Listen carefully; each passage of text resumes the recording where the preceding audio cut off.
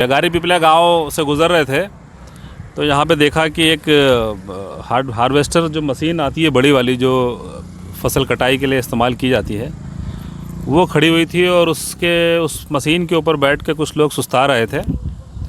हमने सोचा कि ये तो मशीन चलाने का बड़ा पीक सीज़न है, इस समय तो मशीन को आराम मिलता नहीं है, तो ये लोग कैसे आराम कर रहे हैं ज़रा जानते हैं, इनसे बात करते हैं कि किस तरीके का काम है। क्योंकि मध्य प्रदेश में बड़े पैमाने पे फसलें ख़राब हुई हैं बारिश की वजह से और कीटाणु लगने की वजह से। तो हमारे पास जग्गी हैं, जग्गी इस मशीन के ऑनर हैं और जग्गी पंजाब से आते हैं। ये मशीन लेके हर साल वो यहाँ पे आकर अपने टीम के साथ हार्वेस्टिंग का काम करते हैं। तो जग्गी जी से जानने की कोशिश करेंगे किस तरीके का माहौल है और कैसा काम, कितना काम उनको मिल पा रहा है, काम में कितना फ़र्क है। जग्गी जी बताइए। जी हर साल से तो बहुत अंतर है, क्योंकि किसानों की फसल ही खराब हो चुकी है।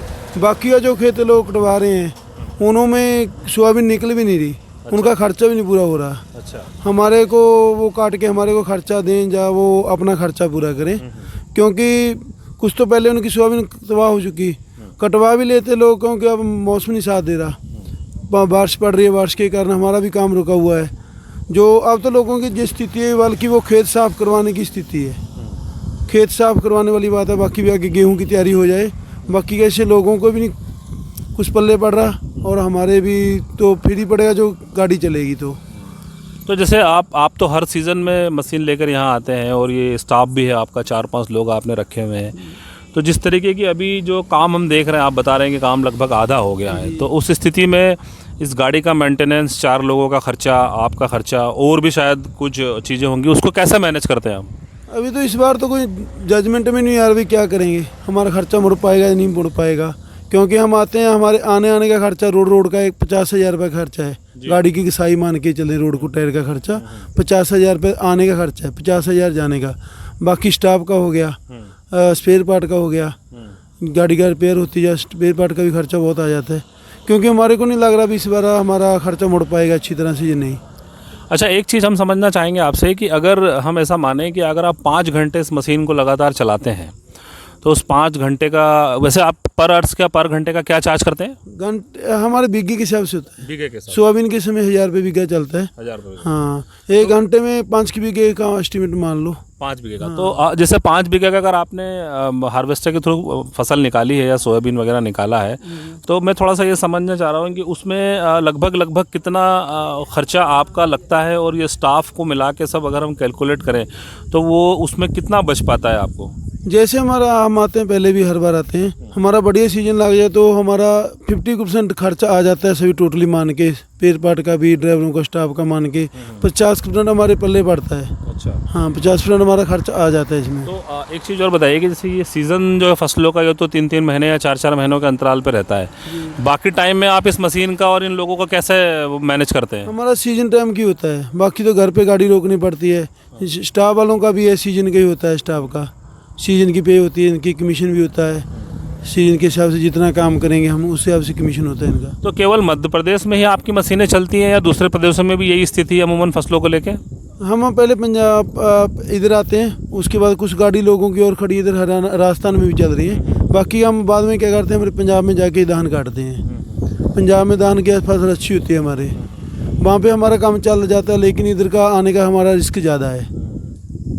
तो देखा दोस्तों आपने कि जग्गी जी जैसा बता रहे हैं कि सिर्फ किसान ही नहीं, वैसे पूरे देश में ही आर्थिक स्थिति जो है बड़ी बदहाल है, और एक इतनी बड़ी मशीन को मैनेज करना, इतने स्टाफ को साथ में रखना, और फसलें चूँकि बर्बाद हो चुकी हैं और इनका पूरा धंधा कहें फसलों पे ही निर्भर है। अगर फसलें नहीं होंगी तो इनकी मशीन को चलाने के लिए कोई इन्हें बुलाएगा भी नहीं। इस स्थिति में ये सारी व्यवस्थाओं को देखते हुए बड़ा मुश्किल है किसी के लिए इतने बड़े स्टाफ को मैनेज करना, मशीन को मैनेज करना, और पंजाब से यहाँ आके ये सब काम कर पाना। जैसा कि आप देख रहे हैं मशीन अभी खड़ी हुई है, हम मशीन के ऊपर बैठ के शूट कर रहे हैं। इतने पीक सीज़न में, जो कि सोयाबीन की कटाई का सीज़न है ये, इतने पीक सीज़न में अगर ये मशीन और ये लोग अगर रेस्ट कर रहे हैं तो इससे आप अंदाज़ा लगा सकते हैं कि यहाँ पे काम की क्या स्थिति है।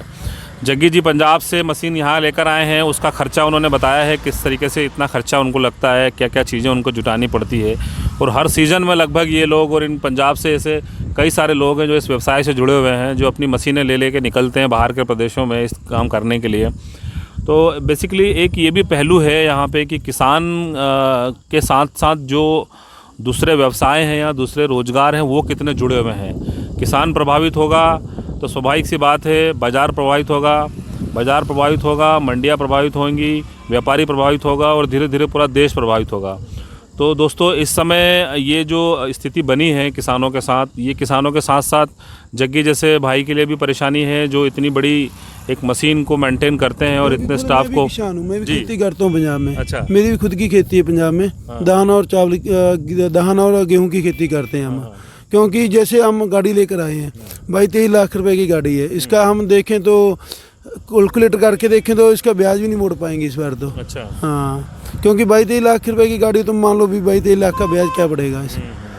खुदा पर ये नहीं भी धंधे से तोड़े हुए, जो धंधा भी तोड़ा वो इसका खर्चा नहीं मोड़ पाएंगे तो वो भी अलग बात है। क्योंकि हमारा खेती ये साइड बिजनेस चला हुआ, साइड बिजनेस में जो हम खर्चे नहीं मोड़ पाएंगे तो क्या करेंगे। अच्छा जग्गी, एक बात मैं जानना चाहूँगा, पंजाब तो बहुत बड़ा कृषि प्रधान कहें या कहें बहुत बड़े पैमाने पे वहाँ खेती किसानी होती है और बहुत अच्छी किसानी वहाँ होती है।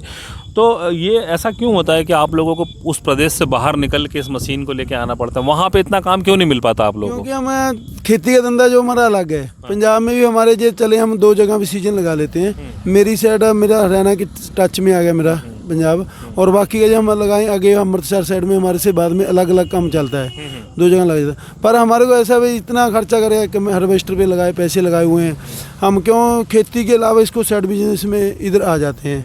क्योंकि हमारा ये थोड़ा हमारे पंजाब की तरफ से हमारा फ्री टाइम होता है। फ्री टाइम में हमारे को भी सोचता एक्स्ट्रा बिजनेस, तो हर एक आदमी सोचता भी एक्स्ट्रा करें बिजनेस। नहीं तो जैसे आपने बताया कि 22-23 लाख के आसपास की मशीन ये आती है, और तो सीधी सी बात है आप लोग बैंक से या किसी चीज़ से कर्ज लेके इस मशीन को ख़रीदते होंगे। तो सीज़न के अलावा जब ये मशीन खड़ी रहती है उस स्थिति में आपको बैंक का जो पेमेंट करना होता है या किस्त चुकानी होती है या ब्याज देना होता होगा, वो तो बड़ा मुश्किल होता होगा। उस स्थिति में कैसे करते हैं आप? पता है हमारा ज़्यादा खेती की तरफ से जुड़े होने के कारण हमारा जो सिस्टम है छिमाई का ही होता है। अच्छा। छिमाई के जो किस्त, कोई किस्तों का करता है जजमेंट या कैसा भी, हार्वेस्टरों की किस्त है जो छिमाई की होती है, मंथली नहीं होती। क्योंकि बाकी की तो हमारी चलो कैश पे ली हुई है, हमारे को जो दिक्कत नहीं है। स्टाफ का भी सारा सिस्टम संभालना पड़ता है, खेती के कारण सब हमारा सिस्टम उस तरीके से चल जाता है। क्योंकि ये एग्रीकल्चर में आ गई, खेती बाड़ी के धंधे में आ गई हार्वेस्टर। इसका धंधा सिर्फ खेती की तरफ से चल ही जाता है हमारा। क्योंकि इसके खेती के टाइम पे पैसों की ज़रूरत पड़ती है, खेती के टाइम पे चलता है। कोई एक्स्ट्रा टाइम पे बिजनेस नहीं है इसका, खेती के साथ साथ ही चलता है इसका काम। आप अगर बता पाएँ कि ये जो स्टाफ है आपका, 4 आदमी का स्टाफ है ना आपने बताया, तो इन 4 आदमियों को किस तरीके से पे करते हैं और कितना आप इनका मतलब एक पैकेज इनको देते हैं कि यार इस सीज़न पे इतना पे करेंगे, या मंथ के हिसाब से पे करते हैं, कैसे करते हैं? इनका जैसे फोरमैन की तनख्वाह है मेरे की, ये 34 रुपये बीघे का कमीशन है इसका जी। 34,000 रुपये सीजन की तनख्वाह और 34 रुपये कमीशन। बाकी ड्राइवर हो गए 25 में ड्राइवर है, वो 2 ड्राइवर है मेरे। 25,000 रुपये कमीशन का, 25,000 रुपये उनकी तनख्वाह है। ओके। हाँ, बाकी जो एक मेरा हेल्पर रखा हुआ है वो 20,000 रुपये में सीजन के लिए रखा हुआ है। कोल टोटली मान के चलें 1.5 लाख रुपए से ऊपर प्लस चला जाता है इनका सीजन में। जैसे मैं 1.5-2 लाख रुपए इनको तनख्वाह देता हूँ मैं। अच्छा। जी हाँ, एक सीजन की 1.5-2 लाख रुपए, 2 लाख के आसपास तनख्वाह चली जाती है मेरी इनको, 4 आदमी को। तो पिछले जो बीता जो वर्ष है या मान लो इससे पहले वाली जो फसल थी गेहूं की या जो फसलें थी, उसमें तो ठीक ठाक बिजनेस हुआ है? उसमें सही हुआ है बिजनेस गेहूँ, क्योंकि कोरोना का टाइम भी था, चलो कैसा भी था हमारे को दिक्कत नहीं आई। हार्वेस्टर वालों के लिए छूट दी हुई थी, हमारा सीजन बिल्कुल भाई सही रहा, कोई दिक्कत नहीं आई हमारे को। क्योंकि कई जगह तो हार्वेस्टर की मशीनें बंद की हुई थी, कई जगह पे बाद में जब बहुत विवाद होने लगा, किसानों की तरफ से आवाज़ उठी कि हमें अपनी फसल के लिए छूट दी जाए, मजदूर लगाएं या मशीन के थ्रू, तब जाके फिर हार्वेस्टर की और इन चीज़ों की परमिशन बाकी कई सारे प्रदेशों में गृह मंत्रालय ने जारी की थी कि जिन प्रदेशों में इस तरीके की फसलों का नुकसान हो रहा था उनको हार्वेस्टर के थ्रू कराने की परमिशन उधर से मिली थी। क्योंकि हम पहले खाते गाँव में थे, वहाँ पे भी नहीं हमारे को दिक्कत आई। उसके बाद हम जहाँ पे आते हैं मांग लिए गाड़ी पिपलिया में, हमारे को जहाँ पे भी नहीं कोई दिक्कत आई। क्योंकि डीजल लेना है, कोई काम सामान लेना है, बाकी पंचायत की तरफ से भी हमारे को छूट दी हुई थी। कोई दिक्कत है तो बताओ, हमारे को कोई टेंशन नहीं आई उसमें भी, हमारे को सही रहा। इधर सीजन किया, उसके बाद हम मेरे जाके पंजाब में भी सीजन किया, कोई दिक्कत नहीं आई हमारे को। तो दोस्तों बात बड़ी दुखदाई भी है, परेशान करने वाली भी है कि आर्थिक हालात जो हैं देश के, एक तो कोरोना ने जिस तरीके से सभी को जकड़ा हुआ है और अब उसकी जकड़न कुछ ज़्यादा मजबूत होती जा रही है, क्योंकि WHO ने जैसे हमें आगाह किया था कि सेकंड वेव आने वाली है, तो लगभग हम देख पा रहे हैं कि उसकी दस्तक हो चुकी है। और साथ ही किसानों की समस्या, युवाओं की समस्या, जग्गी जैसे व्यापारी की समस्याएं, ये भी अपना सर उठा रही हैं और बड़े पैमाने पे हम देख रहे हैं कि इन लोगों को बहुत सारी परेशानियों का सामना करना पड़ रहा है। तो ऐसे ही हम कई सारे लोगों से बात करके और समझना चाहेंगे, जानना चाहेंगे कि आखिर किस हालात में जो है हमारे गांव की व्यवस्थाएं चल रही हैं, गांव में जो आर्थिक हालात हैं या कहें कि गांव की जो व्यवस्थाएं हैं वो किस तरीके से चल रही हैं। जग्गी जैसे तमाम व्यापारी हैं या कहें तमाम ऐसे काम करने वाले लोग हैं जो दूसरे प्रदेशों से दूसरे प्रदेश में जाते हैं अपने काम के सिलसिले में और इतने बड़े स्टाफ को महकमे के साथ निकलते हैं, तो उनके हाथ क्या लग रहा है इस काल में, वो कितना कमा के वापस लौट पा रहे हैं, कितना वो बचा पा रहे हैं, ये सब एक बड़ी समस्या हमारे देश में बनती जा रही है। आगे भी आपसे बात करेंगे और ऐसी कुछ चीज़ों से आपको रूबरू कराएंगे जो गांव की समस्याएं हैं, जो कस्बों की समस्याएं हैं। जग्गी जी, हमसे बात करने के लिए बहुत बहुत धन्यवाद। हम यही उम्मीद करेंगे कि जल्द हालात ठीक हों और ये सारी चीज़ें सामान्य हों। और मौसम के ऊपर है, हमारे को एक हफ्ता हो गया फ्री बैठों को जी, घर बार छोड़ के बैठे हैं, एक हफ्ता हो गया फ्री बैठे हैं, कोई काम नहीं है हमारे यहाँ पे। मौसम साफ रहेगा तो फिर ही काम कर पाएंगे। हाँ, वो प्राकृतिक चीज़ें तो खैर हैं, बारिश अगर ज़्यादा है तो आपका काम चलेगा नहीं, पर देखते हैं, ठीक है, शायद कुछ दिनों में मौसम भी साफ हो और ये जो काले बादल कोरोना के और अर्थव्यवस्था पे छाए हुए हैं ये भी थोड़ा छट जाएं तो लोगों को थोड़ा अच्छा रहेगा। हमसे बात करने के लिए जो सोयाबीन को बीमारी पड़ गई थी, उसकी तरफ से लोगों ने कुछ रूटावेटर भी घुमा दिए खेतों में। अच्छा, खेतों को कटवाने की उनको जरूरत भी नहीं पड़ेगी, ऐसे ही खेतों को बिल्कुल साफ कर दिया उन्होंने, रूटावेटर घुमा दिया। बहुत ज़्यादा किसानों ने, हाँ, वो उन्होंने देखा कि नुकसान तो हो ही चुका है, अब इसमें से निकलेगा कुछ नहीं, तो इसको इन्होंने कल्टीवेटर वगैरह चला के साफ कर दिया उसको।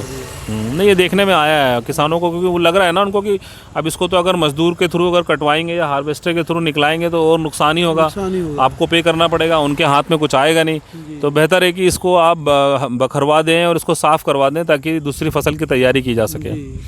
तो ठीक है जग्गी जी, बहुत बहुत धन्यवाद हमसे बात करने के लिए। आपकी पूरी टीम का भी धन्यवाद, हमको जगह दी, मशीन पे बिठा के बात करी हमसे। Thank you so much.